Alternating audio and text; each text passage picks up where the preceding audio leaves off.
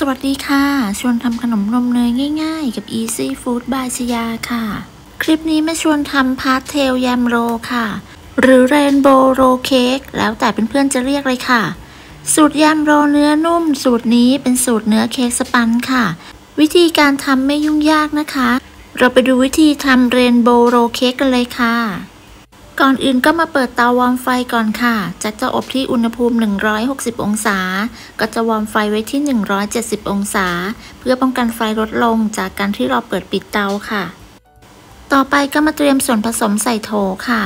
ก็จะมีน้ำตาลทรายเกลือแป้งเค้ก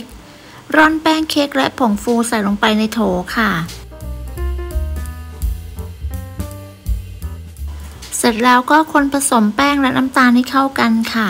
ต่อไปเราก็จะใส่ไข่ค่ะจะใช้เป็นไข่ไก่เบอร์2จำนวน5ฟองค่ะเลือกใช้เป็นไข่สดใหม่นะคะลักษณะของไข่สดใหม่ก็จะมีผิวสีนวลๆไม่มีจุดสีขาวหรือสีดำเวลาที่เราเขย่าแล้วข้างในก็ไม่สั่นแบบนี้แสดงว่าไข่สดค่ะแนะนำให้ตอกไข่ใส่ลงไปทีละ1ฟองนะคะเนื่องจากหากว่ามีไข่เสียจะได้ไม่เสียไปทั้งหมดค่ะใส่ไข่หมดแล้วต่อไปเราก็ป้าย SP ไปที่หัวตะกร้อค่ะจากนั้นก็ใช้หัวตะกร้อคนส่วนผสมให้เข้ากันคนให้เข้ากันจนไม่เหลือเม็ดแป้งค่ะเสร็จแล้วก็นำไปเข้าเครื่องตีได้เลยค่ะเปิดสปีดความเร็วโดยไล่จากระดับต่ำไปจนถึงระดับสูงตีจนกระทั่งส่วนผสมมีลักษณะข้นมีสีขาวหรือสีครีมอ่อนใช้เวลาประมาณ5-6 นาทีค่ะทั้งนี้ก็ขึ้นอยู่กับเครื่องตีของแต่ละท่านด้วยนะคะพอได้แบบนี้ก็ใช้ได้แล้วค่ะ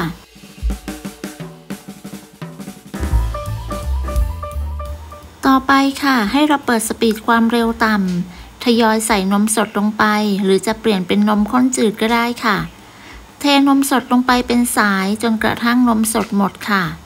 จากนั้นก็เติมกลิ่นวานิลาลงไปค่ะใส่กลิ่นวานิลาลงไปหมดแล้วก็ให้เราตีต่อด้วยความเร็วต่ำอีก1 นาทีค่ะครบ1 นาทีก็ทยอยใส่น้ำมันลงไปค่ะเทน้ำมันลงไปเป็นสายจนกระทั่งน้ำมันหมดค่ะจากนั้นก็ตีต่อให้เข้ากันจนกระทั่งส่วนผสมเนียนใช้เวลาประมาณ1 นาทีค่ะถ้าไม่ใส่น้ำมันสามารถเปลี่ยนเป็นเนยละลายได้ค่ะใช้เป็นเนยละลายอุณหภูมิห้องนะคะต่อไปเราจะนำส่วนผสมที่ได้นี้ไปแบ่งออกเป็น3ส่วนค่ะแบ่งส่วนผสมออกเป็น3ส่วนละเท่าๆกัน2ส่วนจะนำไปผสมสีค่ะ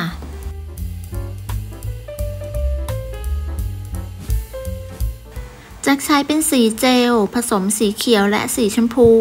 ใช้เพียงเล็กน้อยนะคะถ้าเพื่อนๆจะใช้เป็นสีน้ำก็ได้ค่ะจากนั้นก็คนส่วนผสมให้เข้ากันค่ะผสมสีแต่ละสีแล้วก็พักไว้ค่ะเดี๋ยวเราจะนำไปเทใส่ถุงบีบค่ะ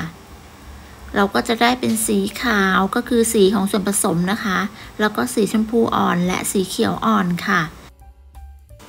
นำส่วนผสมแต่ละส่วนไปใส่ถุงบีบไว้ค่ะแล้วก็ใช้หนังยางรัดด้านบนนะคะ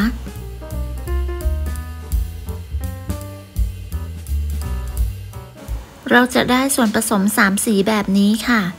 จากนั้นค่ะเราก็จะนำไปบีบใส่ถาดค่ะ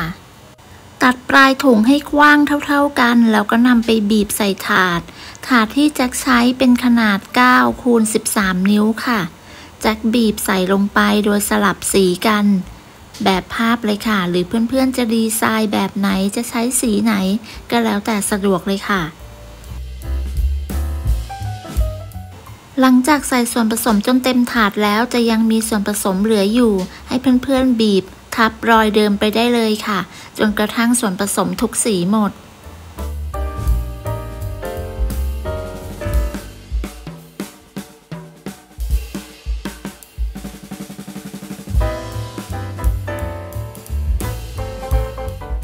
บีบส่วนผสมลงไปหมดแล้วก็เคาะเบาๆเพื่อไล่อากาศ 2-3 ครั้งค่ะจากนั้นก็นำเข้าอบได้เลยจากอบที่อุณหภูมิ160องศาใช้ไฟบนล่างไม่เปิดพัดลมจากวางไว้ชั้นล่างของเตาอบค่ะ จะใช้เวลาอยู่ที่ประมาณ13นาทีทั้งนี้ก็ขึ้นอยู่กับเตาของแต่ละท่านด้วยนะคะพอนำออกมาจากเตาแล้วก็กระแทกพิมพ์เบาๆเพื่อให้เค้กเซ็ตตัวจากนั้นแจ็คยกเค้กลงจากถาดค่ะ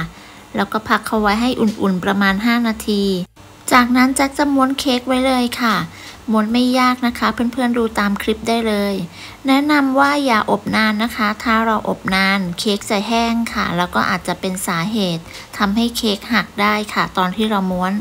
แล้ววิธีการม้วนเค้กตอนอุ่นๆก็จะช่วยให้เราม้วนเค้กได้ง่ายขึ้นด้วยค่ะม้วนเค้กเสร็จแล้วก็พักเขาไว้ให้เย็นค่ะระหว่างนี้เราไปตีบัตเตอร์ครีมค่ะจะใช้เป็นเนยสดรสจืดนะคะเป็นเนยนิ่มที่มีอุณหภูมิห้องค่ะไม่นิ่มจนเหลวและไม่แข็งเกินไปเปิดสปีดความเร็วสูงตีเนยให้ขึ้นฟูเป็น2เท่าจนกระทั่งเนยมีลักษณะขึ้นฟูมีสีอ่อนและมีลักษณะเบาค่ะบัตเตอร์ครีมสูตรนี้ไม่ใส่เนยขาวขณะที่ตีแนะนำให้ตีในอุณหภูมิห้องที่ไม่ร้อนจัดนะคะตีจนขึ้นฟูดีแล้วก็ปาดชามหรือโถค่ะจากนั้นใส่นมข้นหวานตามด้วยเกลือและกลิ่นวานิลาค่ะเสร็จแล้วก็ตีต่อให้เข้ากันค่ะ